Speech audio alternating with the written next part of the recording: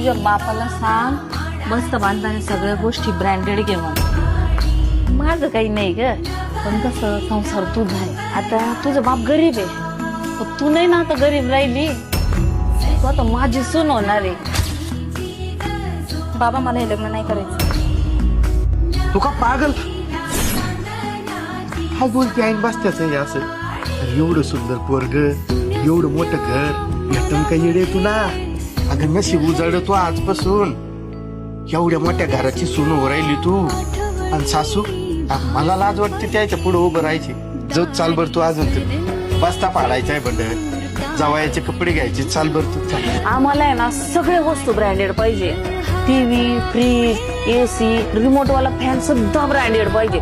म्हणजे सगळं कसं घरात ब्रँडेड पाहिजे. भाऊ तेवढं ते सामान तुमच्या माणसाला आतमध्ये टेम्पोत ठेवायला सांगा ना. समाधान तेवढं सामानाचं बघ.